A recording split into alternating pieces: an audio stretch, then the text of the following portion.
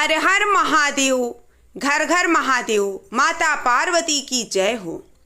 आज मैं आप लोगों को शिव चर्चा की बहुत ही सुंदर कहानी लेकर के आई हूँ। आप लोग इस कहानी को पूरी जरूर सुनिएगा। कहानी शुरू करने से पहले आप लोगों से निवेदन है, कृपया चैनल को सब्सक्राइब जरूर कर लीजिए और इस वीडियो को एक लाइक कर दीजिए। आइए ये कहानी सुनते हैं। एक गांव में एक बुढ़िया रहती थी। वो शिव जी की बहुत बड़ी भक्त थी।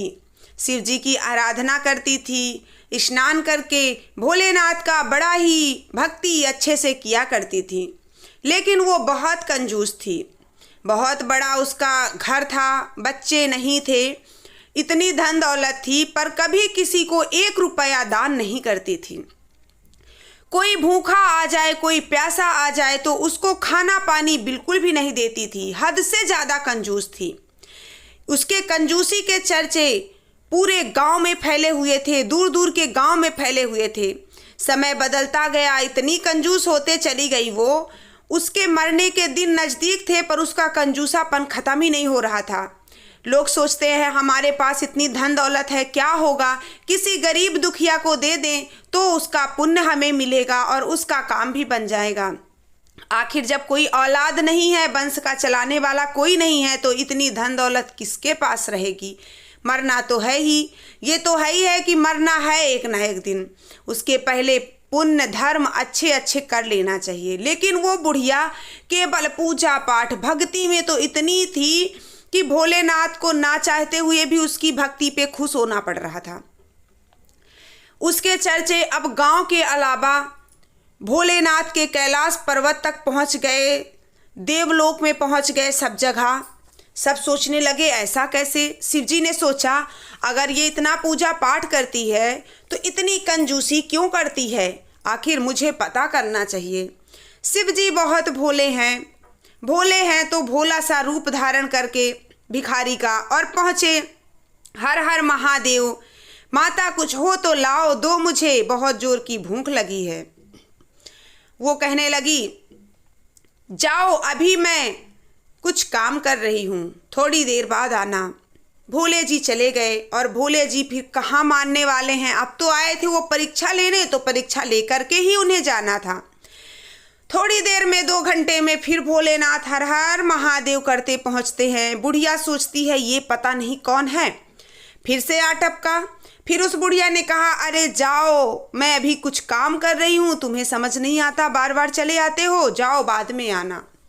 भोलेनाथ सोचने लगे चलो थोड़ी देर बाद ही चलते हैं। 2 घंटे आराम करके भोलेनाथ फिर पहुँचते हैं। अब तो बुढ़िया से बर्दाश्त नहीं होता, अंदर से बहुत ही गुस्से क्रोध में निकलती और कहती है हे बाबा, तुम्हें समझ नहीं आ रही, अब हम भिक्षा नहीं देना चाहते तो क्यों हमारे पीछे पड़े हुए हो।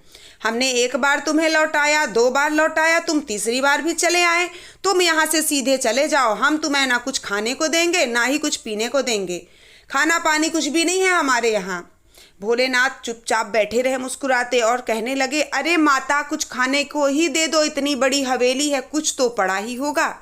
बुढ़िया कहने लगी भाई हवेली है तो क्या तेरे लिए है, तू जा यहाँ से, भागता है कि फिर मैं आऊँ। मुझे किसी को दान पुण्य नहीं करना है, कुछ भी नहीं, मैं पूजा पाठ कर रही हूँ। भोलेनाथ मुस्कुराए और वहाँ से चले गए।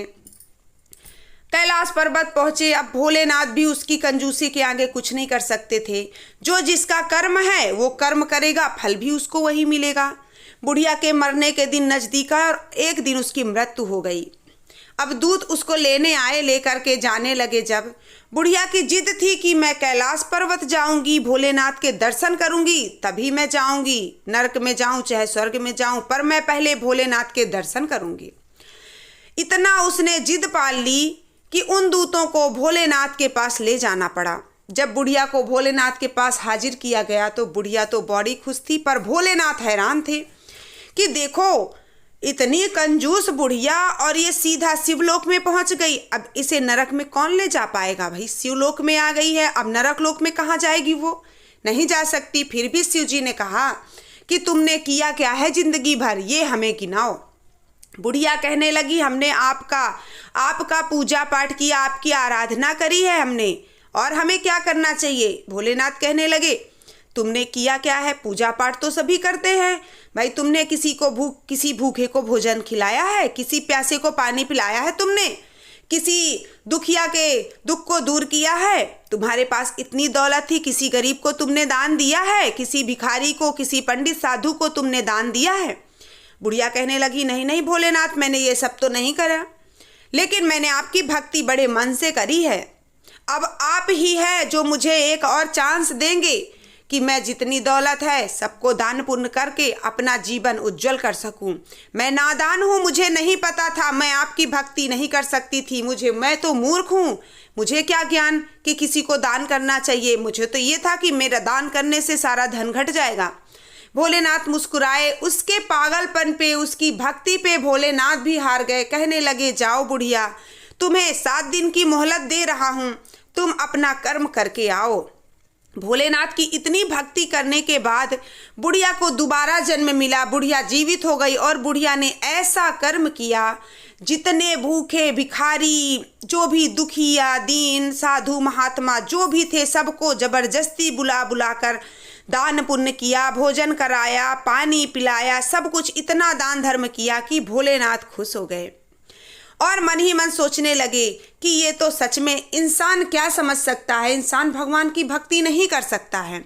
जितनी जिसकी श्रद्धा उतना करेगा, इंसान उतना नहीं कर पाएगा, लेकिन भोलेनाथ थोड़ी सी भक्ति में प्रसन्न हो जाते हैं। बुढ़िया को मरने के बाद सीधा स्वर्ग मिला, क्योंकि बुढ़िया ने भोलेनाथ की भक्ति करी थी और बाद में उसको जो 7 दिन की मोहलत मिली उसमें उसने खूब दान पुण्य किया, अपना जीवन अगले जन्म का उज्जवल कर लिया बुढ़िया ने।